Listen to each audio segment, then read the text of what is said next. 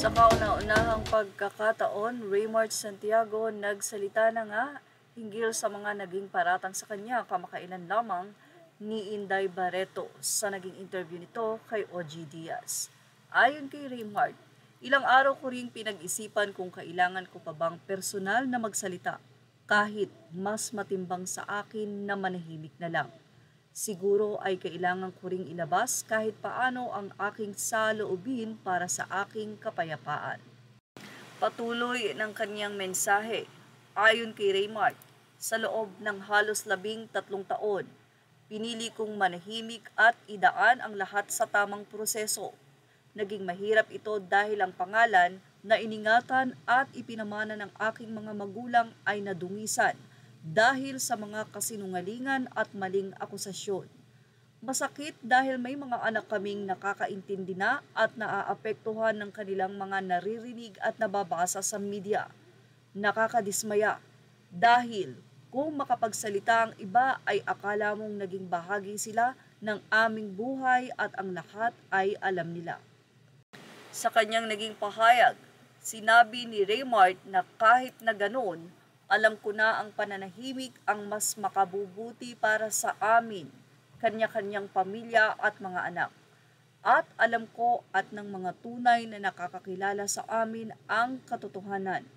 Hindi kaila sa akin ang paninira at nakakasuklam na akusasyon ni Mami Inday, ang taong nirespeto, minahal at tinuring kong pangalawang ina.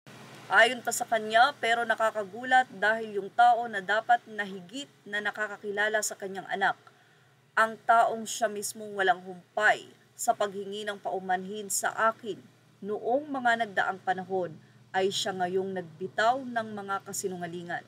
Hindi ko lubos maisip kung paano nila naisisikmurang humarap sa publiko at ipahiya ang kanilang sariling pamilya at harap-harapang manira ng ibang tao.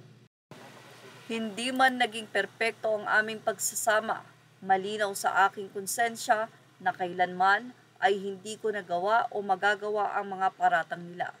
Tinupad ko ang pangako ko sa kanila ni Daddy Piki, kahit na sarili ko ay tinayako para maprotektahan lang ang anak nila.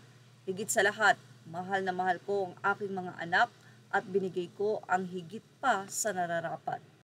Naiintindihan ko na kami ay public figures at inaasahang tatanggapin ang bawat komento at kritisismo.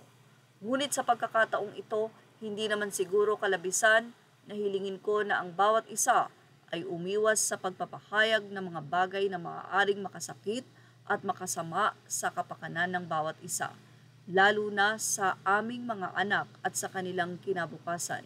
Sa bandang huli, mas pipiliin ko pa rin ang respeto at naipaubaya sa panahon na siyang humusga at maghayag ng katotohanan.